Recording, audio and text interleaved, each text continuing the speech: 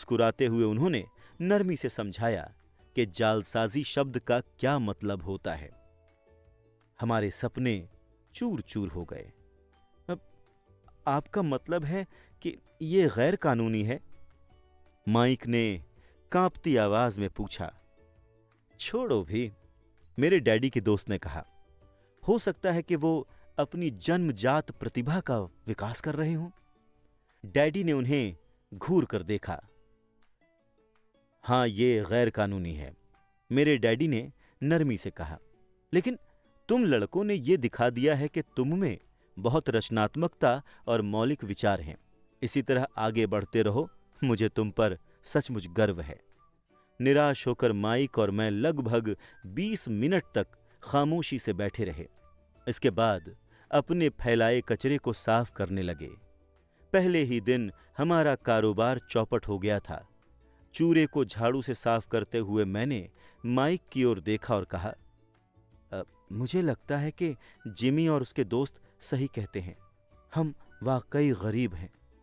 जब मैंने ये बात कही तो मेरे डैडी जा ही रहे थे। उन्होंने कहा, लड़कों, तुम तभी गरीब कहलाओगे जब तुम हार मान लोगे।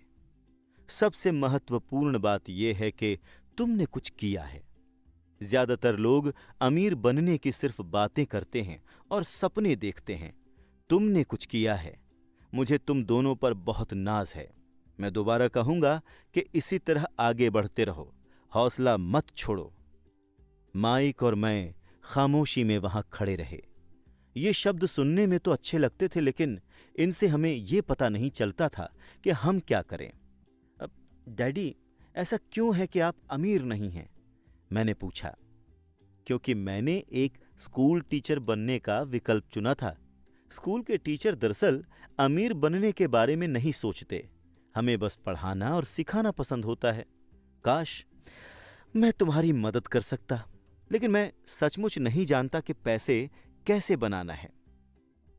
माइक और मैं मुड़कर दोबारा सफाई करने लगे। मैं समझाता हूं, मेरे डैडी बोले। अगर तुम लोग ये सीखना चाहते हो कि अमीर कैसे बनते हैं तो मुझसे मत पूछो। माइक, ये सवाल अपने डैडी से पूछो। मेरे डैडी? माइक ने हैरानी के भाव के साथ कहा। हां, तुम्हारे डैडी। मेरे डैडी ने मुस्कुराते हुए दोहराया। तुम्हारे डैडी और मेरा बैंकर एक ही है, और वो तुम्हारे डैडी के गुण गाता है। उसने मुझे कई बार बताया है कि जब पैसे बनाने की बात आती है तो तुम्हारे डैडी कमाल के हैं। मेरे डैडी? माइक ने अविश्वास में दोबारा पूछा। अब तो फिर ऐसा कैसे है कि स्कूल के अमीर बच्चों की तरह हमारे पास एक शानदार कार और आलीशान मकान नहीं है? शानदार कार और आलीशान मकान का यह मतलब नहीं है कि तुम अमीर हो या तुम पैसे बनाने की जानते हो, मेरे डैडी ने जवाब दिया। जिमी के डैडी गन्ने के बागान में काम करते हैं। वो मुझसे ज्यादा अलग नहीं हैं। वो एक कंपनी में काम करते हैं और मैं सरकारी ऑफिस में। कंपनी ने उन्हें कार दे रखी है। शक्कर की कंपनी आर्थिक परेशानी में है और जल्द ही हो सकता है कि जिमी के डैडी के पास कुछ ना रहे। तुम्हारे डैडी अलग है माइक। ऐसा लगता है कि वो एक साम्राज्य बना रहे हैं, और मेरा अनुमान है कि कुछ ही सालों में वो बहुत अमीर आदमी बन जाएंगे। ये सुनकर माइक और मैं दोबारा रोमांचित हो गए। नए उत्साह के साथ हम अपने डूबे हुए व्यवसाय के मलबे को साफ करने लगे। सफाई करते करते हमने योजना बनाई कि माइक के डैडी से कब और कैसे बात की जाए। समस्या ये थी कि माइक के डैडी बहुत ज्यादा काम करते थे और अक्सर देर रात तक घर नहीं लौटते थे। उसके डैडी वेयर हाउसेज, एक निर्माण कंपनी, स्टोर्स की श्रृंखला और 3 रेस्तराओं के मालिक थे। रेस्तराओं की वजह से ही उन्हें घर लौटने में देर हो जाती थी। सफाई पूरी होने के बाद माइक बस पकड़कर घर चला गया। उसने बताया था कि उस रात जब उसके डैडी घर लौटेंगे तो वो उनसे बात करके पूछेगा कि क्या वो हमें अमीर बनने का तरीका सिखा सकते हैं। माइक ने वादा किया कि जैसे ही उसके डैडी से बात हो जाएगी वो मुझे फोन करेगा, चाहे कितनी ही देर क्यों ना हो जाए। फोन की घंटी रात को 8:30 बजे बजी। ठीक है, मैंने कहा। अगले शनिवार मैंने फोन नीचे रख दिया। माइक के डैडी हमसे मिलने को तैयार हो गए थे। शनिवार सुबह मैंने 7:30 बजे वाली बस पकड़ी ताकि कस्बे के गरीब हिस्से तक जा सकूं। सबक शुरू होते हैं। माइक और मैं सुबह 8 बजे उसके डैडी से मिले। वो पहले से ही व्यस्त थे और 1 घंटे से अधिक समय से काम में लगे हुए थे। जब मैं उनके साधारण छोटे और साफ सुथरे घर की ओर बढ़ा तो मैंने देखा कि उनका कंस्ट्रक्शन सुपरवाइजर अपने पिकअप ट्रक में बैठकर वहां से जा रहा था। माइक मुझे दरवाजे पर ही मिल गया। उसने दरवाजा खोलते हुए कहा, डैडी फोन पर हैं और उन्होंने पीछे के पोर्च में इंतजार करने को कहा है। जब मैंने उस पुराने मकान की चौखट लांघी तो लकड़ी का पुराना फर्श आवाजें करने लगा। दरवाजे के भीतर सस्ता सा गलीचा था। गलीचा वहां इसलिए बिछाया गया था ताकि फर्श पर पड़े अनगिनत कदमों के निशानों को छुपाया जा सके। हालांकि गलीचा साफ था, लेकिन इसे बदलने की जरूरत थी। जब मैं संकरे लिविंग रूम में दाखिल हुआ तो मेरा दम घुटने लगा। यह पुरानी बदबू वाले फर्नीचर से भरा था, जिसे निश्चित रूप से संग्रहालय में रखा जाना चाहिए था। सोफे पर 2 महिलाएं बैठी थीं, जिनकी उम्र मेरी मां से थोड़ी ज्यादा होगी। महिलाओं के सामने एक आदमी कामकाजी पोशाक में बैठा था। वो खाकी स्लैक्स और खाकी शर्ट पहने था। उन पर अच्छी प्रेस तो थी, लेकिन स्टार्च नहीं था। वो चमचमाते कामकाजी जूते भी पहने था। उसकी उम्र मेरे डैडी से लगभग 10 साल ज्यादा रही होगी। जब माइक और मैं उसके पास से निकलकर पिछले पोर्च की तरफ गए तो वो मुस्कुराया। मैं भी संकोची अंदाज में मुस्कुरा दिया। अब ये लोग कौन हैं? मैंने पूछा। ओह, वो मेरे डैडी के कर्मचारी हैं। यह आदमी उनके वेयर हाउसेस देखता है और महिलाएं रेस्तरां की मैनेजर हैं। आते समय तुमने उस निर्माण सुपरवाइजर को तो देख ही लिया होगा, जो यहां से 50 मील दूर एक सड़क परियोजना पर काम कर रहा है। उनका दूसरा सुपरवाइजर भी है। वो बहुत से मकान बना रहा है, लेकिन वो तुम्हारे यहां आने से पहले ही जा चुका था। क्या ऐसा हमेशा ही होता है? मैंने पूछा। हमेशा तो नहीं, लेकिन अक्सर होता है, माइक ने मुस्कुराते हुए कहा, जब उसने मेरे बगल में बैठने के लिए एक कुर्सी खींची। माइक बोला, मैंने डैडी से पूछा था कि क्या वो हमें पैसा बनाना सिखाएंगे। ओह, और उन्होंने क्या जवाब दिया? मैंने सधा हुआ सवाल किया। देखो, पहले तो उनके चेहरे पर हंसी का भाव आया, फिर कुछ सोचकर वो बोले कि वो हमारे सामने एक प्रस्ताव रखेंगे। ओह, मैंने कहा और दीवार से अपनी कुर्सी टिकाते हुए अगले पाए उठा लिए। मैं कुर्सी के पिछले 2 पायों के सहारे बैठ गया। माइक ने भी ऐसा ही किया। मैंने पूछा, क्या तुम जानते हो कि वो क्या प्रस्ताव रखने वाले हैं? नहीं, लेकिन हमें जल्दी ही पता चल जाएगा। अचानक माइक के डैडी जर्जर पुराने दरवाजे से होकर पोर्च में दाखिल हुए। माइक और मैं उछलकर खड़े हो गए।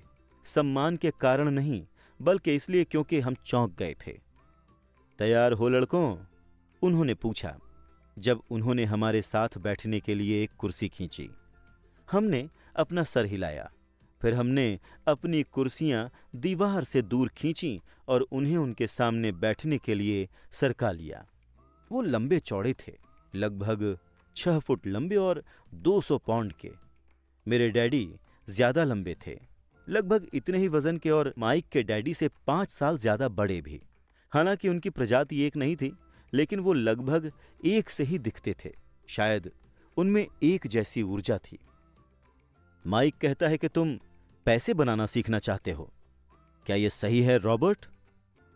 मैंने अपना सर जल्दी से हिलाया, लेकिन थोड़े डर के साथ। उनके शब्दों और मुस्कान में बहुत शक्ति थी। ठीक है, तो ये रहा मेरा प्रस्ताव। मैं तुम लोगों को सिखाऊंगा, लेकिन मैं ये काम तुम्हारे क्लासरूम जैसी शैली में नहीं करूंगा। तुम मेरे लिए काम करोगे तो बदले में मैं तुम्हें सिखाऊंगा। तुम मेरे लिए काम नहीं करोगे तो मैं तुम्हें नहीं सिखाऊंगा। तुम्हारे काम करते समय मैं तुम्हें ज्यादा तेजी से सिखा सकता हूं, लेकिन अगर तुम बस बैठकर सुनते रहो जैसा कि तुम स्कूल में करते हो तो मेरा समय बर्बाद होगा। ये मेरा प्रस्ताव है, या तो मान लो वरना छोड़ दो। मैंने पूछा, ओह, क्या मैं फैसला करने से पहले एक सवाल पूछ सकता हूं? नहीं। इसे स्वीकार कर लो या छोड़ दो। मेरे पास इतना ज्यादा काम है कि मैं अपना वक्त बर्बाद नहीं कर सकता। अगर तुम में तुरंत निर्णय लेने की क्षमता नहीं है तो तुम वैसे भी कभी पैसे कमाना नहीं सीख पाओगे। अवसर आते हैं और चले जाते हैं। इसीलिए तुरंत निर्णय लेने की क्षमता एक महत्वपूर्ण योग्यता है। तुमने जैसा चाहा था वैसा अवसर तुम्हारे सामने मौजूद है। अगले 10 सेकंड में या तो तुम्हारी शिक्षा शुरू हो जाएगी या फिर यह हमेशा के लिए खत्म हो जाएगी।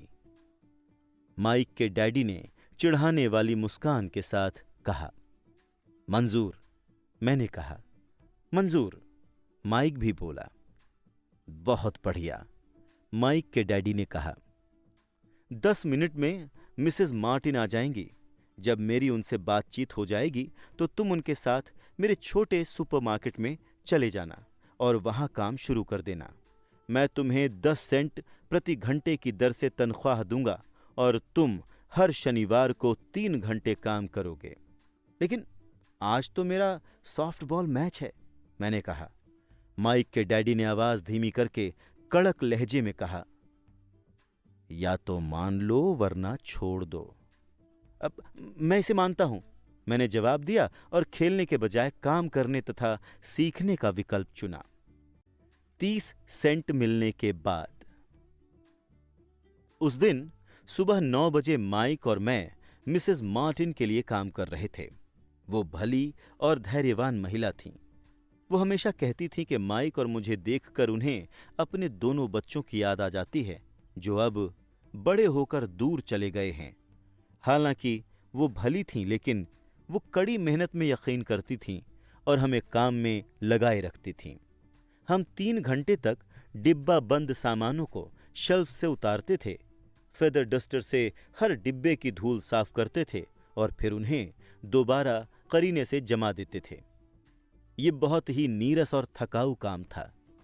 माइक के डैडी को मैं अपना अमीर डैडी कहता हूं और उनके पास इस तरह के 9 छोटे सुपरमार्केट थे, जिनमें से हर एक में बड़ी कार पार्किंग थी।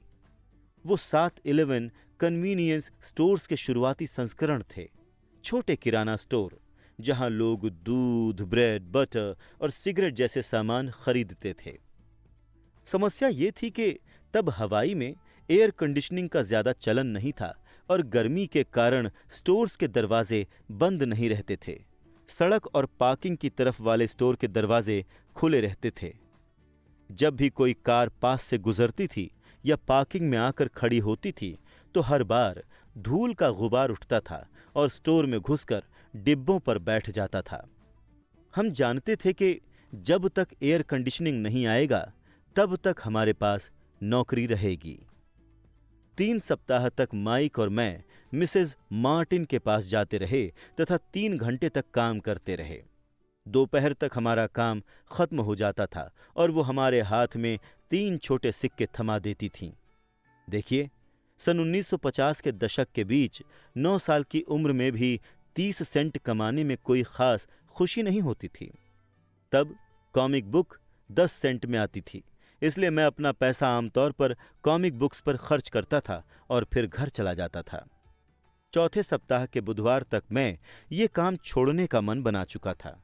मैं काम करने के लिए सिर्फ इसलिए तैयार हुआ था क्योंकि मैं माइक के डैडी से पैसे बनाना सीखना चाहता था और अब मैं 1 घंटे में 10 सेंट की गुलामी कर रहा था। उससे भी बढ़कर उस पहले शनिवार के बाद मैंने माइक के डैडी को देखा तक नहीं था। अब मैं काम छोड़ रहा हूं, मैंने लंच के समय माइक को बताया। स्कूल नीरस था और अब मेरे पास शनिवार नहीं थे जिनकी मैं राह देख सकूं, लेकिन ये 30 सेंट थे जिनकी वजह से मेरा दिमाग खराब हो गया था। इस बार माइक मुस्कुराया। तुम किस बात पर हंस रहे हो? मैंने गुस्से और कुंठा में पूछा। डैडी ने कहा था कि ऐसा ही होगा। उन्होंने कहा था कि जब तुम छोड़ने का फैसला कर लो तब वो तुमसे मिलना चाहेंगे। क्या? मैंने आवेश में कहा। वो इंतजार कर रहे थे कि मैं इससे उकता जाऊं। कुछ कुछ, माइक बोला। डैडी अलग तरह के हैं। वो तुम्हारे डैडी की तरह नहीं सिखाते हैं। तुम्हारे मम्मी डैडी बहुत बोलते हैं, मेरे डैडी शांत हैं और कम बोलते हैं। इसलिए तुम इस शनिवार तक इंतजार कर लो, मैं उन्हें बता दूंगा कि तुम काम छोड़ने का फैसला कर चुके हो। तुम्हारा मतलब है कि मेरे साथ नाटक खेला गया है? नहीं, दरअसल नहीं, लेकिन शायद हो भी सकता है। डैडी शनिवार को बता देंगे। शनिवार को कतार में इंतजार करना। मैं माइक के डैडी का सामना करने को तैयार था। मेरे असल डैडी भी उन पर नाराज थे। मेरे असल डैडी, जिन्हें मैं गरीब डैडी कहता हूं, सोचते थे कि अमीर डैडी बाल श्रम कानूनों का उल्लंघन कर रहे थे और उनकी जांच होनी चाहिए। मेरे शिक्षित गरीब डैडी ने मुझसे वो मांगने को कहा जिसका मैं हकदार था, कम से कम 25 सेंट प्रति घंटा। गरीब डैडी ने मुझसे कहा कि अगर मेरी तनख्वाह नहीं बढ़ती है तो मुझे तुरंत नौकरी छोड़ देनी चाहिए। वैसे भी तुम्हें उस घटिया नौकरी की जरूरत नहीं है, मेरे गरीब डैडी ने तैश में कहा। शनिवार की सुबह 8 बजे मैं माइक के घर पहुंचा और दरवाजा माइक के डैडी ने खोला। बैठ जाओ और कतार में इंतजार करो, उन्होंने मेरे दाखिल होते समय कहा। फिर वो मुड़े और बेडरूम के पास बने अपने छोटे से ऑफिस में गायब हो गए। मैंने कमरे में चारों ओर देखा, मगर मुझे माइक कहीं नहीं दिखा। अजीब सा महसूस करते हुए मैं सावधानी से उन दोनों महिलाओं के पास बैठ गया जो मुझे 4 सप्ताह पहले वहीं दिखी थीं। वो मुस्कुराईं और सोफे पर थोड़ा सा खिसक कर मेरे लिए जगह बना दी। 45 मिनट गुजर गए और मैं आग बबूला होने लगा।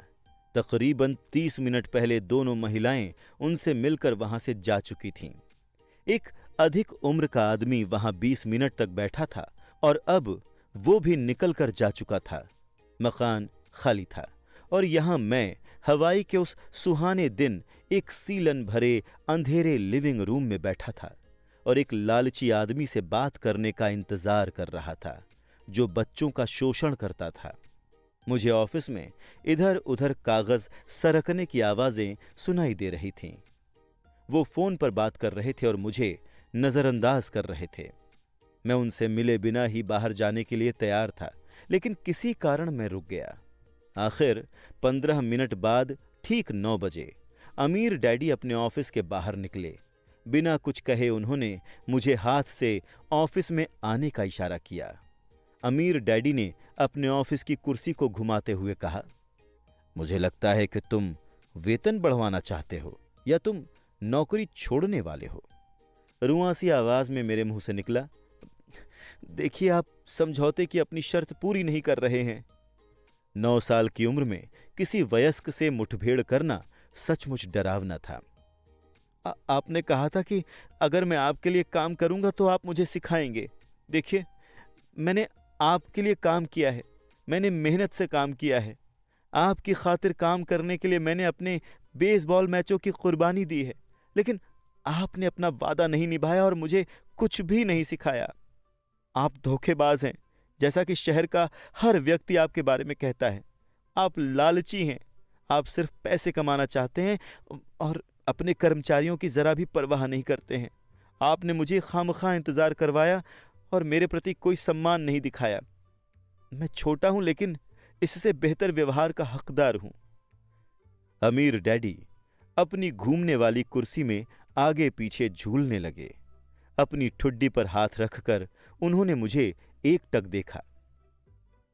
बुरा नहीं है, उन्होंने कहा, 1 महीना भी नहीं हुआ और तुम वही भाषा बोल रहे हो जो मेरे ज्यादातर कर्मचारी बोलते हैं। क्या? मैंने पूछा। मैं समझ नहीं पाया कि वो क्या कह रहे थे, इसलिए मैंने अपना दुखड़ा जारी रखा। मैंने सोचा था कि आप अपना वादा निभाएंगे और मुझे सिखाएंगे। इसके बजाय आप मुझ पर अत्याचार कर रहे हैं। ये जुल्म है, सरासर जुल्म है। मैं तुम्हें सिखा रहा हूं, अमीर डैडी ने धीमे स्वर में कहा। आपने मुझे क्या सिखाया है? कुछ भी नहीं, मैंने गुस्से से कहा। जब मैं चंद सिक्कों के बदले काम करने के लिए तैयार हो गया, उसके बाद से आपने मुझसे बात तक नहीं की है। 1 घंटे के बदले 10 सेंट? हाँ, मुझे तो सरकार से आपकी शिकायत करनी चाहिए। आप जानते हैं हमारे देश में बाल श्रम कानून है। आप तो जानते ही हैं मेरे डैडी सरकार के लिए काम करते हैं। हाँ। शाबाश, अमीर डैडी ने कहा। अब तुम उन अधिकतर कर्मचारियों की भाषा बोल रहे हो जो मेरे लिए काम करते थे। ऐसे कर्मचारी जिन्हें मैंने नौकरी से निकाल दिया या जिन्होंने खुद ही नौकरी छोड़ दी। 20 साल पहले आज सीखने का उल्टा पिरामिड। एडगर डेल को हमें यह सिखाने का श्रेय जाता है कि हम सबसे अच्छी तरह कार्य करके, असली चीज करके या सिमुलेशन के जरिए सीखते हैं। कई बार इसे अनुभवजन्य सीखना कहा जाता है। डेल और उनका सीखने का शंकु हमें बताता है कि पढ़ना और व्याख्यान सुनना सीखने के सबसे कम असरदार तरीके हैं। और हम सभी जानते हैं कि ज्यादातर स्कूल हमें किस तरह सिखाते हैं, पढ़ाकर और व्याख्यान सुनाकर। तो इस बारे में आपको क्या कहना है? मैंने पूछा, और मुझे एहसास था कि कम उम्र के बावजूद मैं काफी बहादुरी दिखा रहा था। आपने मुझसे झूठ बोला। मैंने आपकी खातिर काम किया और आपने अपना वादा पूरा नहीं किया। आपने मुझे कुछ नहीं सिखाया। कौन कहता है कि मैंने तुम्हें कुछ नहीं सिखाया? अमीर डैडी ने शांति से पूछा। देखिए, इस दौरान आपने कभी मुझसे बात तक नहीं की। मैंने 3 सप्ताह तक काम किया और आपने मुझे कुछ नहीं सिखाया। मैंने मुंह बनाकर कहा। क्या सिखाने का मतलब बोलना या व्याख्यान देना ही है? अमीर डैडी ने पूछा। और क्या, मैंने जवाब दिया। देखो, इस तरह वो तुम्हें स्कूल में सिखाते हैं, उन्होंने मुस्कुराते हुए कहा। लेकिन जीवन तुम्हें इस तरह से नहीं सिखाएगा। और मेरा मानना है कि जीवन सबसे अच्छा शिक्षक होता है। अधिकतर समय जीवन आपसे बात नहीं करता है, यह आपको एक तरह से धक्का देता है। हर धक्के के साथ मानो जीवन कहता है, जाग जाओ, कोई चीज है जो मैं तुम्हें सिखाना चाहता हूं। यह आदमी कैसी बेसिर पैर की बातें कर रहा है, मैंने मन ही मन सोचा। जीवन मुझे धक्का दे रहा है, यानी वो मुझसे बात कर रहा है। अब मैं जान गया था कि मुझे अपनी नौकरी हर हाल में छोड़ देनी चाहिए। मैं एक ऐसे आदमी से बात कर रहा था जिसे हवालात में बंद करने की जरूरत थी। अगर तुम जीवन के सबक सीखते हो तो इससे तुम्हें बहुत ज्यादा फायदा होगा। अगर नहीं सीखते तो जीवन तुम्हें बस चारों तरफ धक्के देता रहेगा। लोग 2 चीजें करते हैं। कुछ लोग जीवन के धक्के खाते रहते हैं, दूसरे नाराज होते हैं और पलट कर धक्का देते हैं। लेकिन वो अपने बॉस या अपनी नौकरी या अपने पति या पत्नी के खिलाफ अपना गुस्सा निकालते हैं। वो नहीं जानते हैं कि ये जीवन है जो उन्हें धक्के दे रहा है।